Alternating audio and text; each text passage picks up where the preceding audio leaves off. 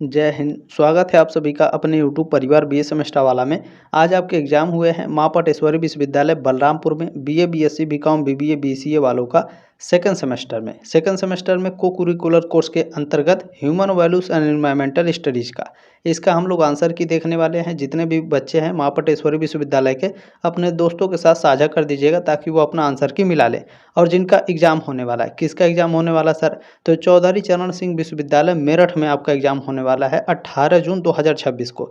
तो जितने भी बच्चे सीसीएसयू के हैं, आपका ये जिम्मेदारी रहेगा कि आप इस क्वेश्चन पेपर को पूरा देखेंगे ही और अपने दोस्तों के साथ इसे शेयर कर दीजिएगा, ठीक है। तो क्या सर केवल एक ही क्लास कराएंगे क्या? नहीं, मैंने मल्टीपल क्वेश्चन पेपर सॉल्व करा लिए हैं अलग अलग विश्वविद्यालय के। मेरी गारंटी है, ठीक है, मेरी गारंटी है, अगर आपने सारे क्वेश्चन पेपर कवर कर लिए या फिर आप 2 ही 3-4 क्वेश्चन पेपर कवर कर लिए तो मेरी गारंटी है एक भी क्वेश्चन आपका बाहर से नहीं आएगा, ठीक है ना। चलिए क्लास को स्टार्ट करते हैं।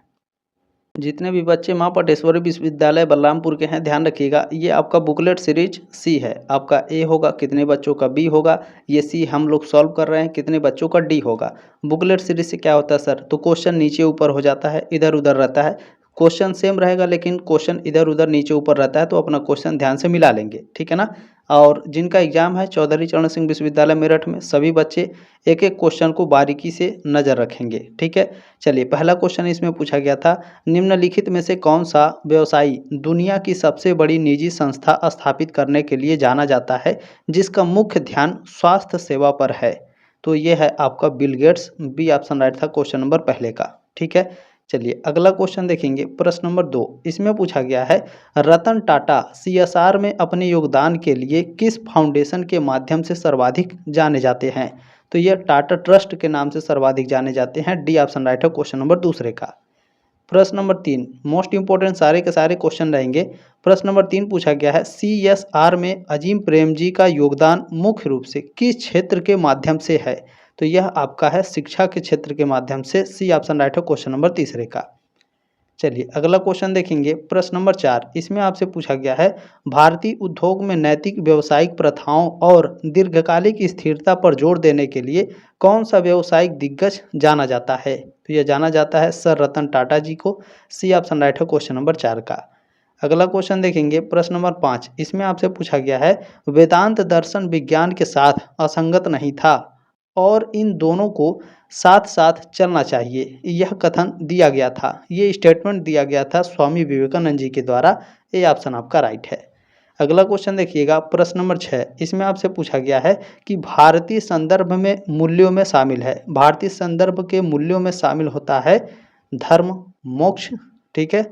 अच्छा, इनमें से दोनों, जो ऑप्शन नंबर ए है और ऑप्शन नंबर बी है, ये दोनों करेक्ट हैं, तो डी ऑप्शन राइट हो जाएगा, इनमें से दोनों, ठीक है। क्लियर हो गया ना? आगे बढ़े।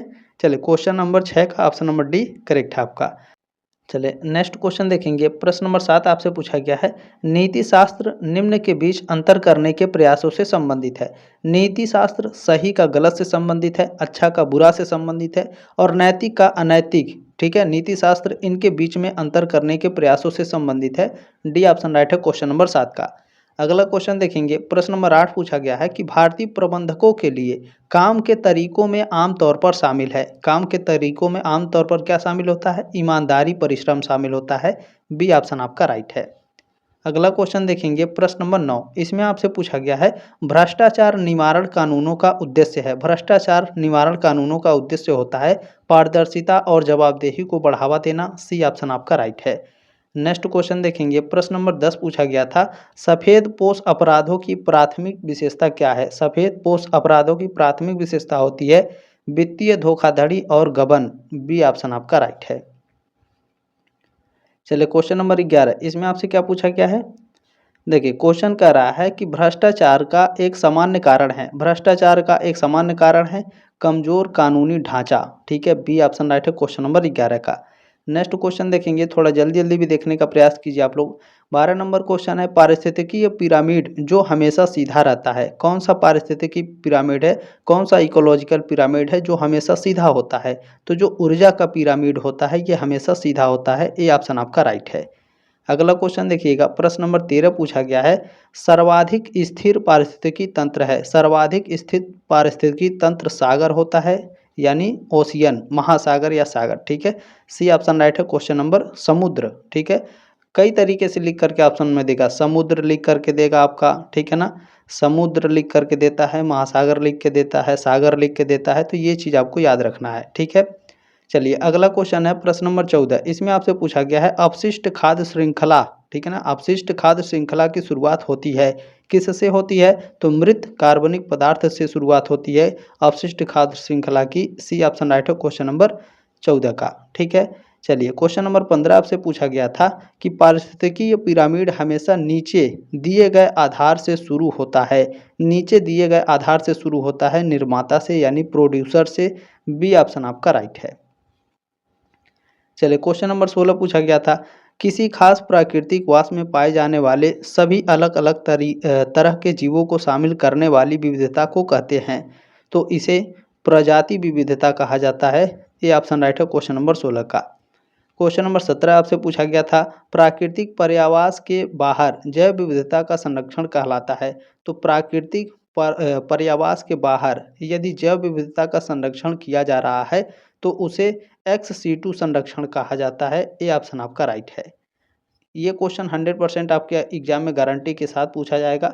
अगला क्वेश्चन है निम्नलिखित में से किस क्षेत्र में अधिकतम विविधता पाई जाती है, तो ध्यान रखिएगा सबसे ज़्यादा, ठीक है ना, मूंगे की चट्टानें, है ना, मूंगे की चट्टानें में सबसे अधिक विविधता पाई जाती है।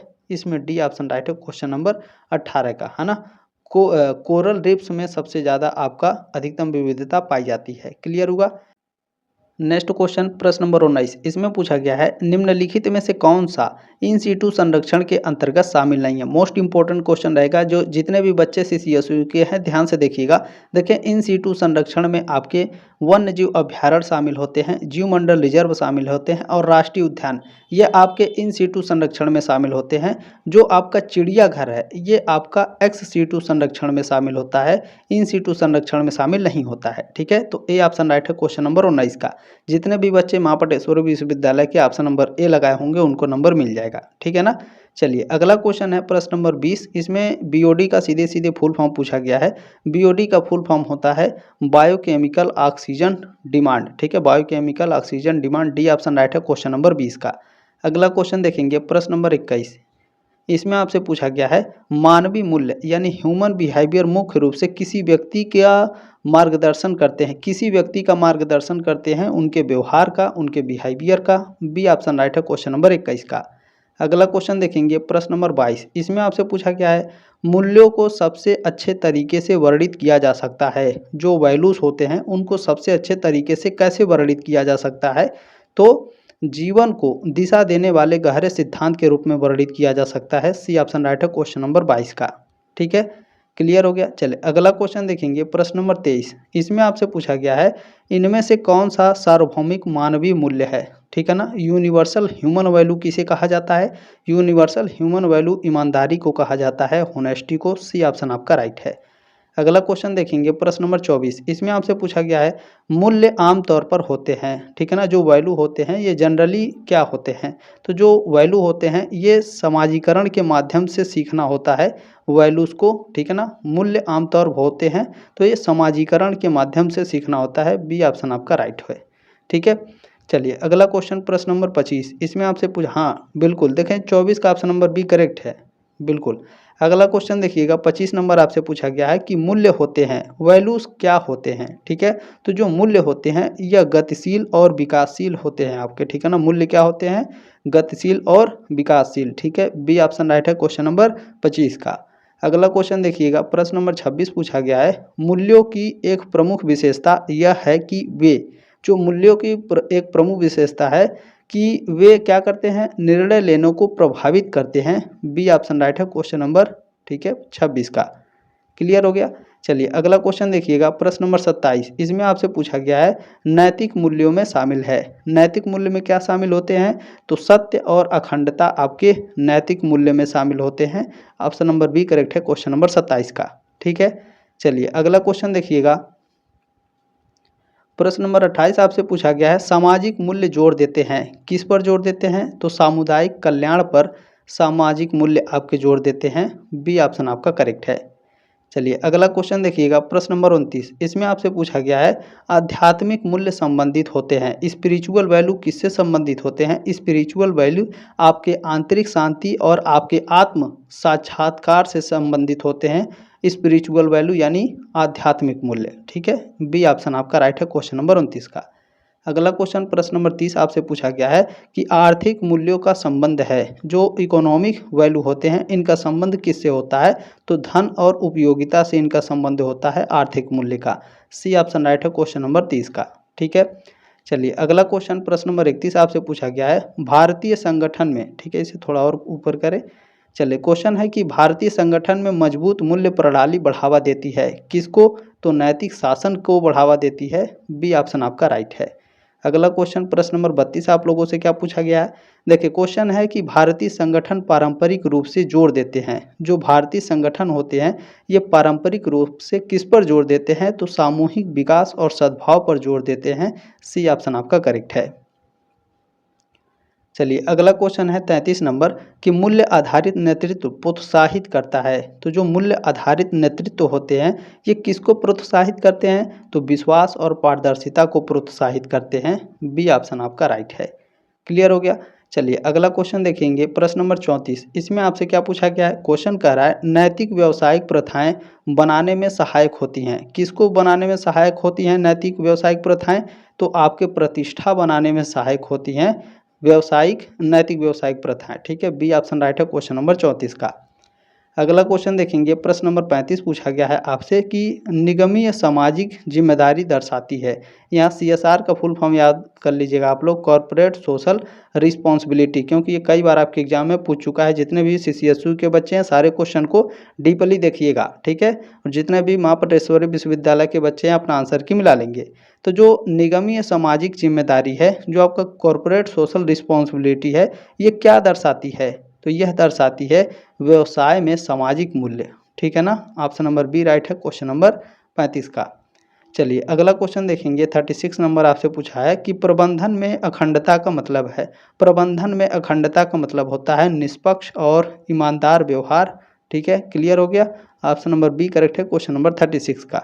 नेक्स्ट क्वेश्चन देखेंगे 37 नंबर आपसे पूछा गया है मूल्य आधारित संगठन ध्यान केंद्रित करता है किस पर? तो नैतिक संस्कृति पर। बी ऑप्शन आपका राइट है। चलिए अगला क्वेश्चन पूछा गया है मूल्य आधारित संगठनों में कर्मचारियों की संतुष्टि आमतौर पर होती है किससे? तो उच्च होती है। ठीक है, मूल्य आधारित संगठनों में कर्मचारियों की संतुष्टि आमतौर पर उच्च होती है। सी ऑप्शन आपका राइट है। ठीक है, क्लियर हो गया। बिल्कुल। अगला क्वेश्चन देखिएगा 39 नंबर। इसमें आपसे पूछा गया है किसी संगठन में मुख्य मूल्य कार्य करते हैं। किसी संगठन में मुख्य मूल्य कार्य करते हैं कैसे? तो मार्गदर्शक सिद्धांतों के रूप में कार्य करते हैं। मार्गदर्शक सिद्धांतों के रूप में। सी ऑप्शन आपका करेक्ट है। नेक्स्ट क्वेश्चन देखेंगे प्रश्न नंबर 40 पूछा है कि पार सांस्कृतिक मूल्यों से तात्पर्य है।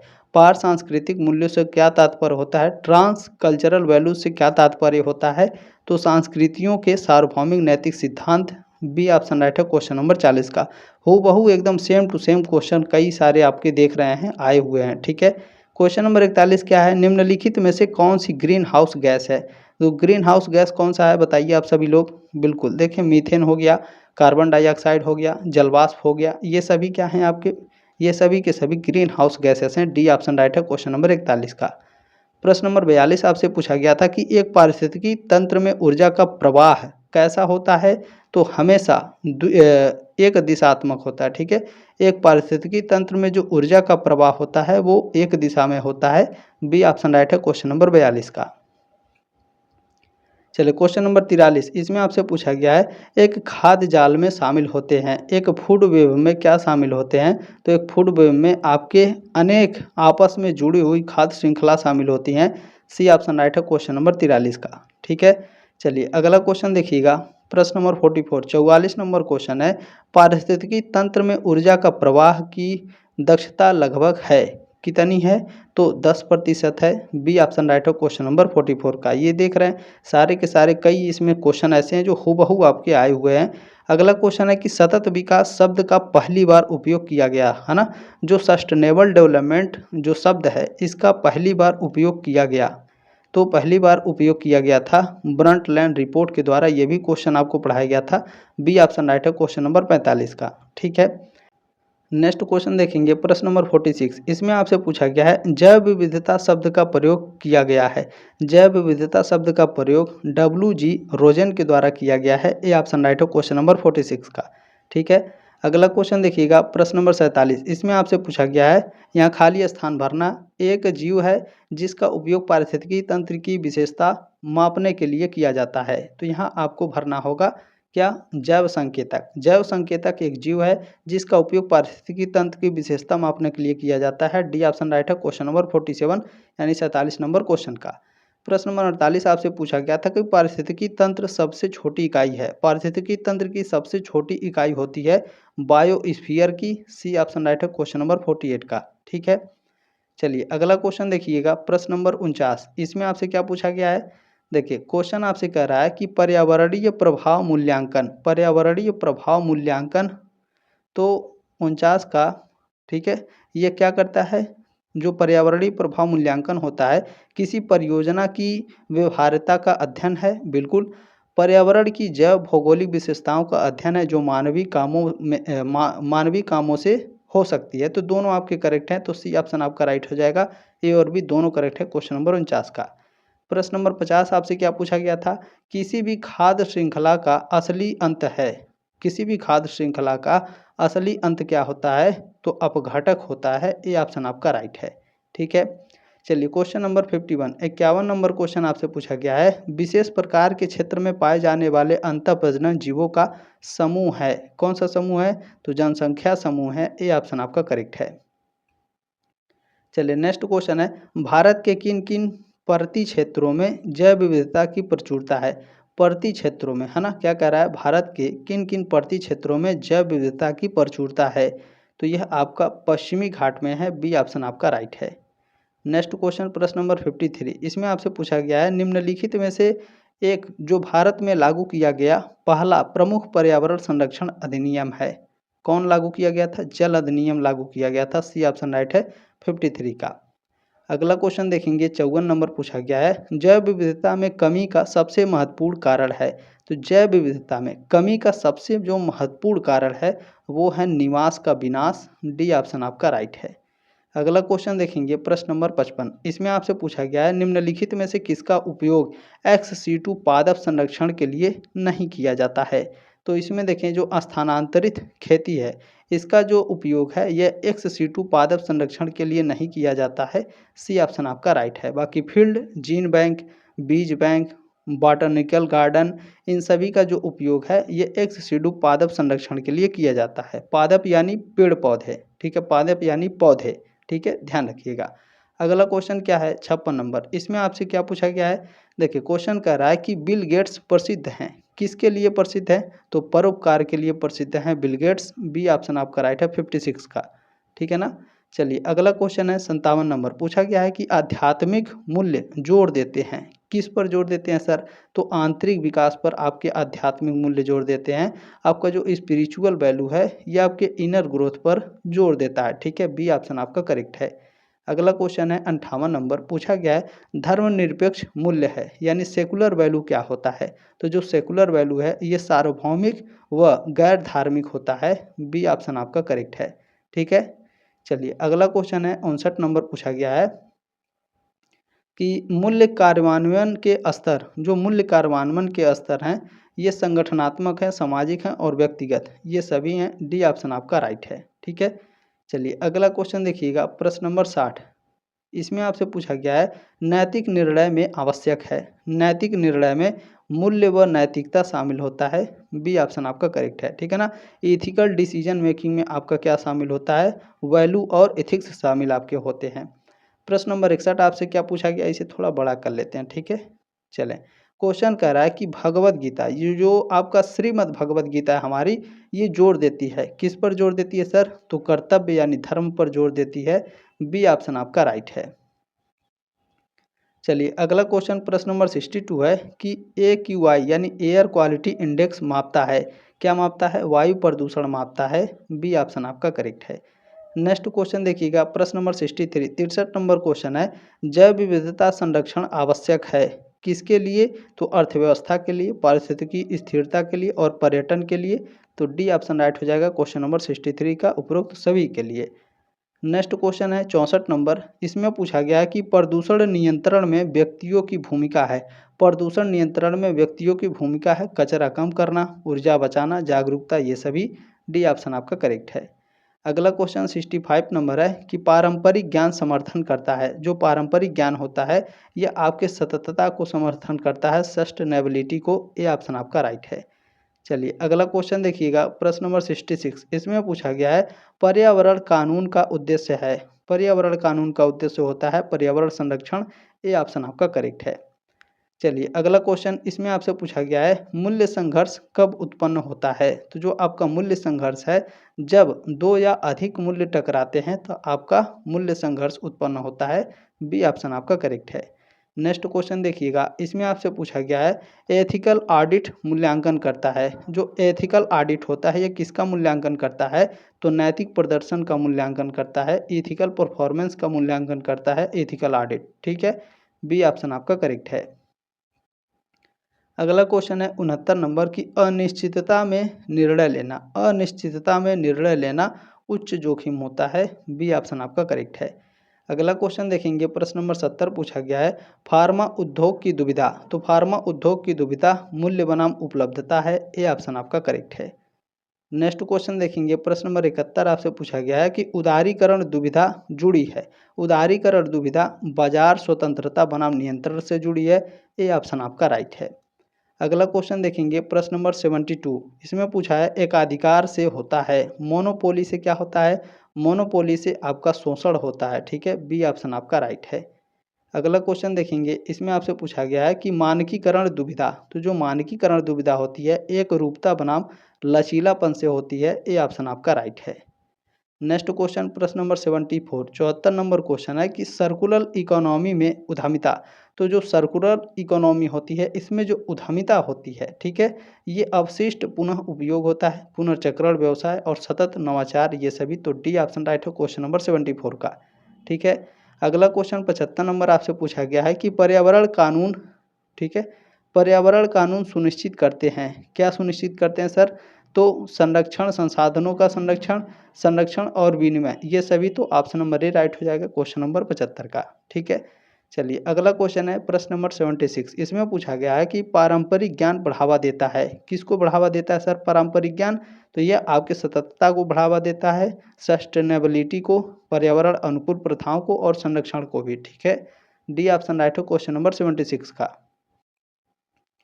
अगला क्वेश्चन पूछा गया है कि अंतर्राष्ट्रीय प्रयास। जो अंतर्राष्ट्रीय प्रयास है यह आपका जलवायु समझौते से संबंधित है, जैव विविधता संधियां से और प्रदूषण नियंत्रण से। ठीक है ना, ये सभी। तो सी ऑप्शन राइट हो जाएगा क्वेश्चन नंबर 77 का।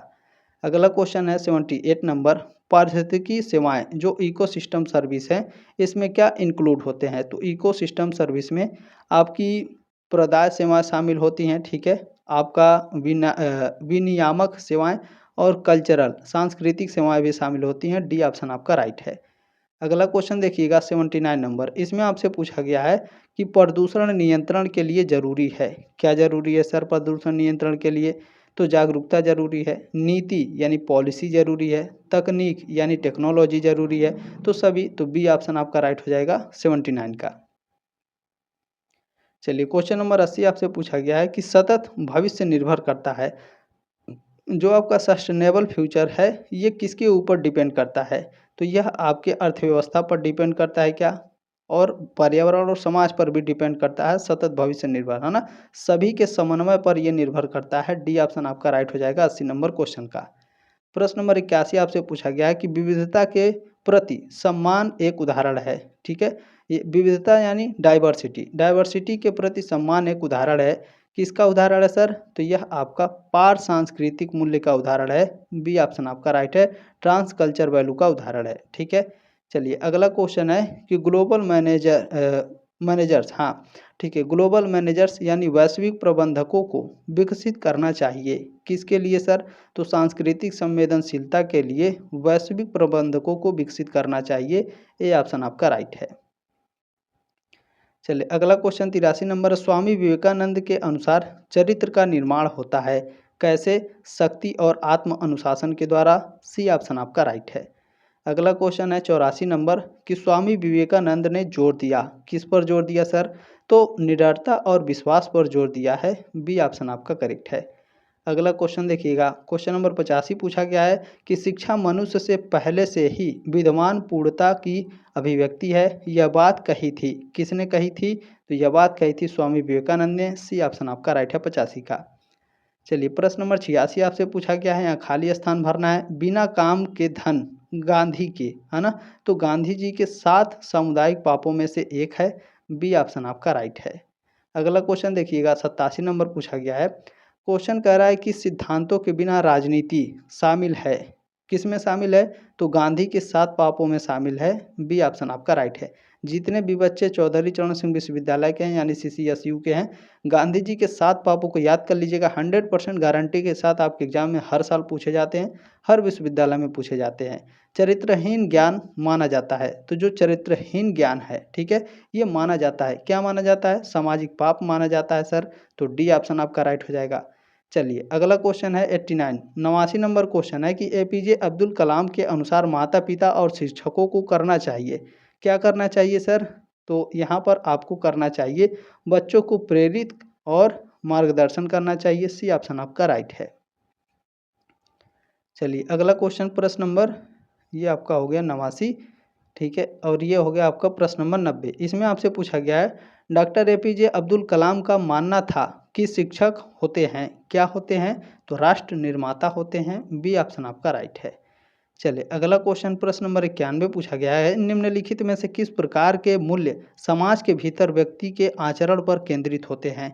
तो जो आपके नैतिक मूल्य होते हैं, ठीक है, ये जो नैतिक मूल्य हैं ये समाज के भीतर व्यक्ति के आचरण पर केंद्रित होते हैं। सी ऑप्शन आपका राइट है। चलिए अगला क्वेश्चन, इसमें आपसे पूछा गया है, क्वेश्चन कह रहा है कि किसी भारतीय संगठन में एक सुस्थापित मूल्य प्रणाली बढ़ावा देती है, किसको बढ़ावा देती है? पारदर्शिता, जवाबदेही और आपसी सम्मान को बढ़ावा देती है। सी ऑप्शन आपका राइट है। अगला क्वेश्चन है प्रश्न नंबर 93। इसमें पूछा गया है विविध कार्यबल के प्रबंधन में किस मानवीय मूल्यों को अक्सर अनिवार्य माना जाता है? तो सहिष्णुता और पारस्परिक सम्मान को अनिवार्य माना जाता है। बी ऑप्शन आपका राइट है। नेक्स्ट क्वेश्चन प्रश्न नंबर 94 नंबर क्वेश्चन आपसे पूछा गया था, वैश्विक व्यावसायिक परिवेश में कौन सा मानवीय मूल्य तीव्र सहयोग में सहायक हो सकता है? तो तीव्र सहयोग में सहायक हो सकता है सहानुभूति और सांस्कृतिक अंतरों में समझ। बी ऑप्शन आपका करेक्ट है। अगला क्वेश्चन देखेंगे प्रश्न नंबर 95 नंबर क्वेश्चन पूछा है, गांधी का मानवता रहित विज्ञान आलोचना करती है, किसकी आलोचना करती है? नैतिक विचारों के बिना वैज्ञानिक प्रगति की खोज की आलोचना करती है। ये ऑप्शन आपका राइट है। अगला क्वेश्चन है प्रश्न नंबर 96 पूछा गया है, नैतिकता का कौन सा सिद्धांत व्यवसायिक संचालन में निष्पक्षता और समानता पर जोर देती है? तो न्याय आपका जोर देती है। बी ऑप्शन आपका करेक्ट है। अगला क्वेश्चन देखेंगे प्रश्न नंबर 97 आपसे पूछा गया है कि प्रबंधन में धर्मनिरपेक्ष मूल्य आधारित होते हैं, किस पर आधारित होते हैं? तो तर्क संगत सार्वभौमिक सिद्धांत जो धार्मिक या आध्यात्मिक मान्यताओं पर निर्भर नहीं होते हैं उन पर, ठीक है। तो बी ऑप्शन आपका राइट हो जाएगा क्वेश्चन नंबर 97 का। प्रश्न नंबर 98 आपसे पूछा गया है, CSR के किस स्तर पर कोई कंपनी अपने प्रत्यक्ष हितधारकों जैसे कि कर्मचारियों, ग्राहकों और आपूर्तिकर्ताओं पर ध्यान केंद्रित करती है? तो यह आपका किस पर केंद्रित करती है? तो प्राथमिक स्तर पर। डी ऑप्शन राइट है क्वेश्चन नंबर 98 का। अगला क्वेश्चन है प्रश्न नंबर 99 कि CSR में तिहरा नीचे की कड़ी का मतलब है, तिहरा नीचे की कड़ी का मतलब होता है CSR में लोग, ग्रह और लाभ, ठीक है। ये ऑप्शन राइट है क्वेश्चन नंबर 99 का, ठीक है। People, planet and profit, clear हो गया। अगला क्वेश्चन, ये लास्ट क्वेश्चन रहेगा, डिस्क्रिप्शन बॉक्स में प्लेलिस्ट है, जितने भी बच्चे हैं CCSU के जा करके आप लोग, अभी आपके पास समय है, सभी क्लासेस अटेंड कर लीजिएगा, ठीक है। देखिए अगला क्वेश्चन पूछा गया था, इनमें से कौन सा CSR का मॉडल है? CSR का मॉडल है CSR का कैरल पिरामिड, ठीक है ना, CSR का कैरल पिरामिड, हाँ बिल्कुल, बी ऑप्शन राइट है क्वेश्चन नंबर 100 का, है ना। तो बाकी क्लास कैसी लगी कमेंट के माध्यम से राय अपनी जरूर रखिएगा। जल्द मिलेंगे आपके नेक्स्ट क्लास में, तब तक के लिए जय हिंद, वंदे मातरम।